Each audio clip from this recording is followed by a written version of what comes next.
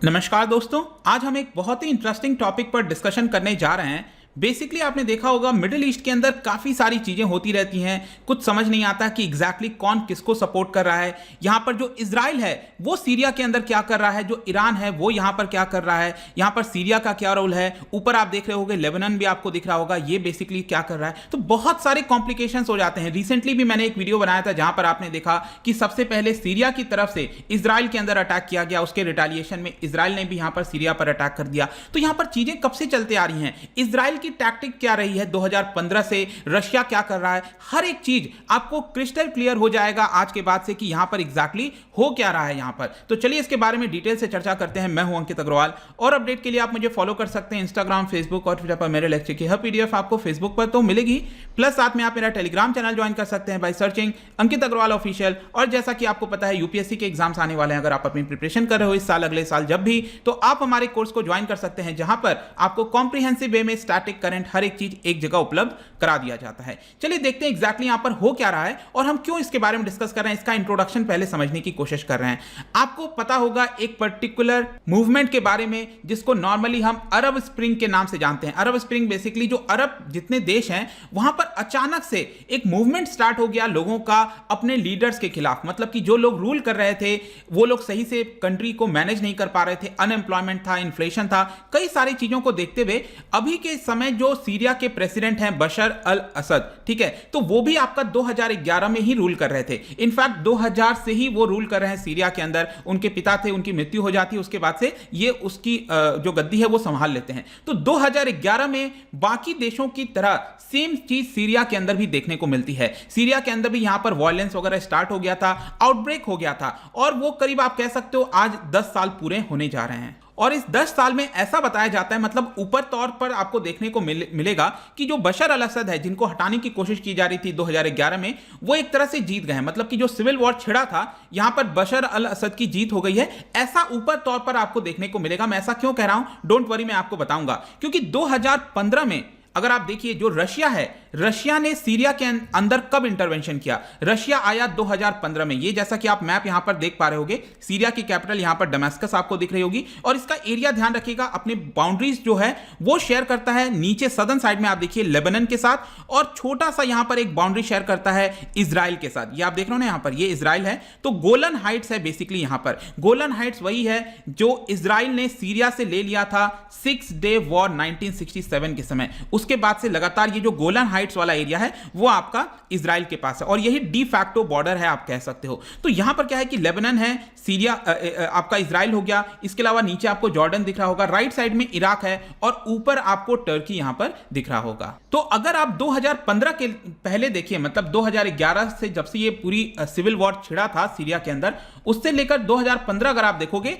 तो बशर अल असद का जो पूरा एरिया था रूल करने का वो आपका कम हो गया था काफी हद तक। बेसिकली आप कह सकते हो जो दमास्कस यहां पर कैपिटल है, यहां से लेकर करीब ये जो आपका मेडिटेरेनियन सी वाला वेस्टर्न पार्ट है, यहां तक ही बेसिकली उनका जो एरिया था वो कवर था। कवर मतलब कंट्री तो आपका सीरिया है, लेकिन लोग उसको मानते नहीं थे। मतलब बशर अल असद का जो रूल था पूरा वो इधर ही लगभग सिमट कर रह गया था 2015 आते आते। लेकिन फिर क्या होता है, रशिया की एंट्री होती है। रशिया यहां पर बशर अल असद को सपोर्ट कर रहा होता है, और उसकी वजह से अगर आप देखोगे तो आज के डेट में ज्यादातर जो हिस्सा है सीरिया का वो आपको इसी के अंडर मिलेगा। मतलब ये वाला पूरा हिस्सा अगर आप ले लीजिए, यहां पर मैं मार्क कर रहा हूं, इनफैक्ट मैं आपको मैप में दिखा देता हूं, ये आप देख रहे हो ना, ये वाला पूरा हिस्सा, ठीक है, ऑरेंज कलर में आप देख पा रहे होंगे, ये ज्यादातर हिस्सा आज के डेट में आपको बशर अल असद के पास ही मिलेगा। एक्सेप्ट यहां पर ध्यान दीजिएगा इदलिब हो गया, ठीक है, इदलिब हो गया, ये बेसिकली आप कह सकते हो रेबल्स हैं, मतलब ये बशर अल असद के खिलाफ है यहां पर इदलिब। और इसके अलावा यहां पर कुर्द्स हैं, ये जो येलो कलर वाला आपको दिख रहा होगा,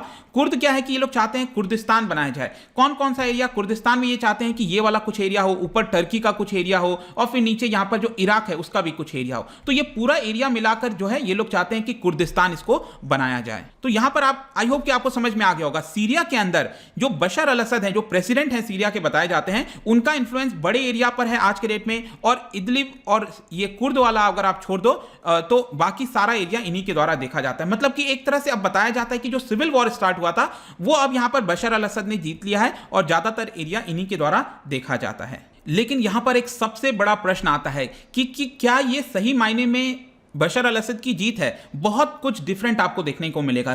प्रैक्टिकली अगर आप देखोगे तो यहां पर सीरिया में एक बहुत बड़ा जियोपॉलिटिकल कॉन्टेस्ट हो रहा है, मतलब बहुत सारे देश अभी भी इसके अंदर इन्वॉल्व हैं। अब कौन कौन से देश हैं, अब यहां पर आप समझो।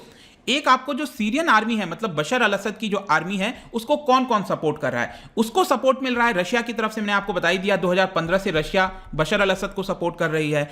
फिर उसके बाद ईरान की आर्मी वो सपोर्ट कर रही है। ईरान के अलावा ईरान से रिलेटेड जो शिया मिलिटेंट्स हैं, मिलिटियाज हैं, बेसिकली जो आर्मी ग्रुप वगैरह हैं आप कह सकते हो, वो भी यहां पर सीरियन आर्मी को सपोर्ट कर रहे हैं, तो वो लोग भी इसके अंदर आपको देखने को मिलेंगे। फिर यहां पर जो लेबनीज हिजबुल्लाह है, यहां पर आप मैप में देख सकते हो, ये लेबनन है, ठीक है। तो लेबनन का इजराइल के खिलाफ भी कुछ ना कुछ चलता रहता है। तो यहां पर जो लेबनन के अंदर हिजबुल्लाह हैं, वो भी एक तरह से सीरिया को सपोर्ट कर रहे होते हैं। तो सभी का इंटरेस्ट आपको यहां पर देखने को मिलेगा। और क्योंकि अब आप समझो यहां पर क्या हो रहा है, यहां पर क्योंकि ईरान आ गया है। देखो ईरान अगर आप एक्चुअल में देखोगे, मैं आपको आई थिंक मैप इधर है, ईरान अगर आप देखोगे तो दूर है यहां से, ये देखो ये रहा ईरान आपका, ठीक है, और इजराइल यहां पर है, सीरिया ये रहा, ये वाला सीरिया हो गया, ठीक है, सॉरी ये जॉर्डन है, ऊपर सीरिया आपको दिख रहा होगा, राइट। तो सीरिया और ईरान की बाउंड्री टच नहीं करती है, लेकिन क्योंकि ईरान सीरिया के अंदर आ गया है, इसकी वजह से अब क्या हो रहा है कि यहां पर ईरान और जो इजराइल है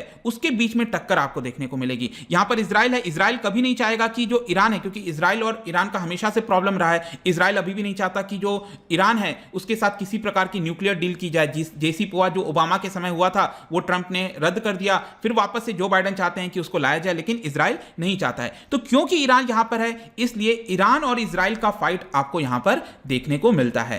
अब यहां पर क्वेश्चन आता है कि इजराइल का क्या रिएक्शन था इसके अंदर। देखो अब मैं आपको एक और मैप दिखाता हूं, इजराइल का सीरिया के प्रति क्या रिएक्शन था। तो ये रिएक्शन हमें देखना पड़ेगा 2011 के बाद से। 2011-12 में जो भी सिविल वॉर हुआ, तो इजराइल ने कोई भी स्टेप नहीं लिया। ये जो इजराइल है वो देखता रहा, ये बस देखता रहा कि क्या चल रहा है वहां पर, क्योंकि इजराइल चाहता था कि यहां पर स्टेबिलिटी रहे, उसके भी हक में रहेगा जब स्टेबिलिटी रहेगा। क्योंकि आप देखो हमारे देश के अंदर भी, अगर आप आसपास के पड़ोसी देश के अंदर अगर कुछ भी इंस्टेबिलिटी होती है, चाहे नेपाल हो, पाकिस्तान हो, बांग्लादेश हो, अगर किसी प्रकार की प्रॉब्लम होगी तो उसका इंपैक्ट भारत के ऊपर भी आएगा। 1971 वाला वॉर आप याद करिए, बांग्लादेश लिबरेशन, तो ये क्या था, भारत की तरफ बहुत सारे शरणार्थी आ रहे थे।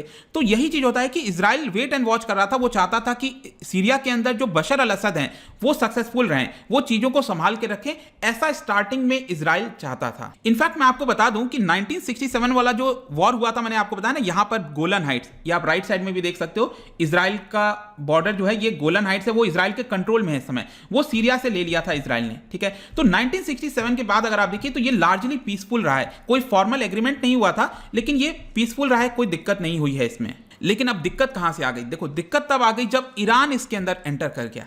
यहां पर सीरिया के अंदर 2011 के बाद से 11-12 के बाद जब ईरान ने अपनी एंट्री मारी यहां पर, तब जाकर इजराइल अपना जो कैलकुलेशन है उसको अब चेंज करने में लग गया, क्योंकि इजराइल नहीं चाहेगा यहां पर, क्योंकि इजराइल का अगर आप देखोगे, Israel northern border the Hezbollah has already established a formidable presence. तो यहां पर आप देख पाओगे ये इजराइल है, यहां पर आप बड़े वाले पिक्चर में देखिए, तो जो नदन बॉर्डर है पूरा यहां पर, ये वाला पूरा साइड, ठीक है, लेबनान के साथ, तो जो हिजबुल्लाह हैं उनका काफी बड़ा प्रेजेंस यहां पर ऑलरेडी देखने को मिल रहा है।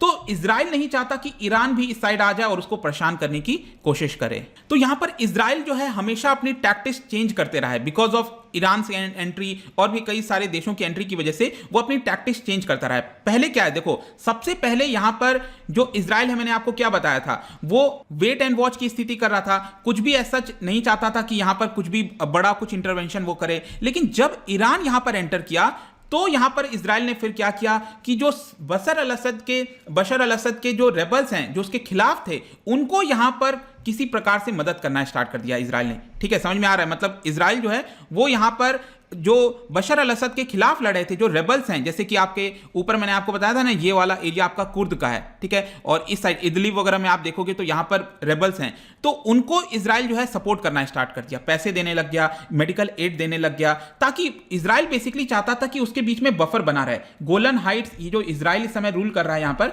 और यहां पर कुछ बफर बना रहे ताकि जो ईरान है वो डायरेक्टली फेस टू फेस ना आए इजराइल के सामने। अब देखिए क्या होता है कि अब धीरे धीरे मैंने आपको बताया इजराइल अपना टैक्टिक्स चेंज कर गया, लेकिन अब इस मैप में आप देखो जो ईरान है वो अपनी प्रेजेंस को और ज्यादा बढ़ाता गया। यहां पर जो ईरान है वो आप देख सकते हो, यहां पर देखिए बहुत सारे आपको अभी भी आज के डेट में इसकी प्रेजेंस देखने को मिलेगी। ईरान की मिलिटियाज वगैरह हैं वो यहां पर आपको बहुत सारे देखने को मिलेंगे। इसकी वजह से अब इजराइल ने फर्दर अब क्या किया, अपना टैक्टिक चेंज कर दिया। इजराइल यहां पर अब क्या करने लगा, सीरिया के अंदर जो ईरान से रिलेटेड बेसेस हैं उसको बॉम्ब करना स्टार्ट कर दिया, वहां पर धमाके करना स्टार्ट कर दिया, अटैक करना स्टार्ट कर दिया। और 2015 से अगर आप देखोगे तो सीरिया के अंदर जो बशर अल असद हैं उसको एयर सपोर्ट दिया जाता है रशिया के द्वारा, ठीक है। एयर वाला जो अटैक वगैरह है वो बशर अल असद को रशिया प्रोवाइड करता है, लेकिन ग्राउंड ट्रूप्स वगैरह ईरान यहां पर प्रोवाइड करता है। और बशर अल असद भी खुश था, बशर अल असद को लग रहा था कि ठीक है ईरान यहां पर हमें सपोर्ट प्रोवाइड कर रहा है तो हमारे लिए तो अच्छी बात है। तो ये इस तरह चल रहा था, लेकिन आपको समझना है इजराइल जो है वो डायरेक्टली रशिया का कोई भी प्रॉपर्टी डैमेज नहीं करेगा। तो इजराइल जब भी बॉम्बिंग वगैरह करता था ईरान के ऊपर, यहां पर उनके बेसिस पर, तो वो हमेशा देखता रहता था कि कहीं रशिया का हम डैमेज ना कर दें, ताकि रशिया के साथ कोई भी प्रॉब्लम यहां पर इजराइल को ना हो। तो ओवरऑल कॉन्टेक्स्ट में अगर हम बात करें, अब जितनी भी चीजें मैंने आपको बताई इसमें इजराइल तीन गोल है इजराइल के सीरिया के अंदर। इजराइल क्या चाहता है, तीन मेन गोल है वो आपको समझना है। एक तो ये है कि जो ईरान यहां पर सप्लाई देता रहता है हिजबुल्लाह और कई सारे लोगों को सीरिया के अंदर, उस सप्लाई को किसी प्रकार से डिसरप्ट करना। इसी की वजह से जब भी यहां पर दिखता है इजराइल को कि बहुत सारा बेसिस वगैरह बना रहा है तो उसको यहां पर ध्वस्त करने की कोशिश की जाती है। दूसरा, यहां पर जो मिलिटेंट्स वगैरह हैं जो यहां पर गोलन हाइट्स की तरफ आते हैं, नीचे आपको दिख रहा होगा ना, यहां पर मैंने आपको बताया था, तो गोलन हाइट्स की तरफ आने की कोशिश करते हैं तो इजराइल हमेशा उनको ब्लॉक करने की कोशिश करता है कि गोलन हाइट्स की तरफ आप मत आओ तो ज्यादा बेहतर होगा। तीसरा, यहां पर इजराइल का मेन एम यह है कि लगातार ईरान का जो प्रेजेंस है उसको कमजोर करते रहना। आ रहा है समझ में, यहां पर ईरान का जो भी प्रेजेंस है उसको एकदम कमजोर कर दो, ताकि यहां पर कल के डेट में या फिर कभी ना कभी ईरान जो है वो विड्रॉ कर ले सीरिया में से, ठीक है। तो ये मेन तीन एम है। मतलब आप डायरेक्टली कह सकते हो कि बॉर्डर तो शेयर नहीं करता है ईरान और इजराइल, लेकिन एक तरह से क्योंकि ईरान सीरिया के अंदर है, इसकी वजह से इजराइल और ईरान के बीच में अटैक्स देखने को मिलते हैं सीरिया के अंदर। और अटैक्स किस तरह के, यहां पर कुछ एग्जांपल बताता हूं। पिछले 3 वर्ष में अगर आप देखोगे तो डजन्स ऑफ एरियल अटैक्स किया गया है। 2018 में सीरिया के द्वारा, अब सीरिया से कोई अटैक कर रहा है, मतलब आप सोच के देखो, सीरिया बशर अल असद के पास उतनी ताकत नहीं है, बेसिकली ईरान के मदद से ही वो अटैक कर रहे होते हैं, ठीक है। तो सीरिया के द्वारा इजरायली वॉर प्लेन को शॉट डाउन कर दिया गया था 2018 में। फिर वहां पर इजराइल ने भी अटैक करने की कोशिश की। और पिछले हफ्ते की बात है, यहां पर आप देख सकते हो सीरिया से क्या हुआ। यहां पर आप देखिए इजराइल के अंदर एक रॉकेट लॉन्च किया गया, जो कि इजराइल का ये जो न्यूक्लियर रिएक्टर है यहां पर डिमोना में, जो नगेव डेजर्ट है नीचे इजराइल का, यहां पर अटैक किया गया था। इसके ऊपर हमने पिछले ही वीडियो में देखा था, अभी 3-4 दिन पहले मैंने वीडियो बनाया था इसके ऊपर। और इसको देखते हुए फिर इजराइल ने क्या किया, यहां पर सीरिया के अंदर जो ईरान के बेसेस हैं उसके ऊपर अटैक करना स्टार्ट कर दिया। तो ये लगातार यहां पर चलता रहता है। तो इसकी वजह से क्या है कि क्योंकि इजराइल भी अब लगातार अटैक करता है, तो बशर अल असद वो चाहते ही हैं कि यहां पर रशिया भी उसको सपोर्ट करे, एयर पावर दे, जो ईरान है वो लगातार ग्राउंड ट्रूप्स उसको देता रहे। तो ये पूरा मामला चल रहा है। तो अल्टीमेटली कंक्लूजन क्या निकला, मैंने आपको स्टार्टिंग से एक चीज बोला था कि यहां पर दिखता तो हमें ऐसा है कि बशर अल असद की जीत हो गई है सिविल वॉर में, लेकिन एक्चुअल में अगर आप देखोगे तो ये जो पूरा ज्योग्राफी है, पूरा इजराइल जो सीरिया के अंदर इस समय अगर आप देखिए तो पूरी तरह से जियोपॉलिटिकल कॉन्टेक्स्ट में ये डूब चुका है। इतने सारे कंट्रीज का इसके अंदर इंटरेस्ट आ गया है कि वहां पर जो हालात हैं वो सिविल वॉर से भी ज्यादा बदतर होते जा रहे हैं। तो ये इस समय सिचुएशन है सीरिया के अंदर। इजराइल क्या चाहता है, ईरान क्या चाहता है, हर एक चीज आई होप कि आपको अब समझ में आ गया होगा। जाने से पहले मैं आपके लिए एक क्वेश्चन लेकर आया हूं, इंटरेस्टिंग क्वेश्चन है। सुएज कैनाल अभी आपने देखा होगा काफी चर्चा में रहा है। तो जब नेशनलाइज किया गया था सुएज कैनाल को 1956, आई एम श्योर आपको याद होगा, तो इजिप्ट ने क्या किया था, नेशनलाइज कर दिया था, ले लिया था। तो यहां पर इजराइल ने अटैक किया था इजिप्ट के ऊपर, ठीक है। लेकिन इजराइल ने कौन से 2 कंट्रीज की मदद से अटैक किया था इजिप्ट के ऊपर, यह आपको बताना है। मतलब वो 2 कंट्री के कंट्रोल में पहले ये रहा करता था। तो यहां पर कौन सी वो 2 कंट्री है जिसकी मदद से यहां पर इजराइल ने इजिप्ट के अंदर अटैक किया था। इसका जो सही उत्तर है आपको पता ही है, मेरे इंस्टाग्राम पर तो आपको मिलेगा ही। वहां पर अगर आप नहीं हो कोई बात नहीं, टेलीग्राम से भी आप इसका सही उत्तर ले सकते हैं। मैं कई सारे एमसीक्यूज यहां पर डालता रहता हूं, स्टोरीज के फॉर्म में आप जाकर प्ले कर सकते हो। अगर आप मुझसे इकोनॉमी पढ़ना चाहते हैं, कोई भी कोर्स परचेज करना चाहते हैं, स्टडी IQ ऐप पर जा सकते हैं। आई होप की वीडियो आपको पसंद आया होगा। मिलता हूं आपसे next time. Till then, thank you very much, see you soon.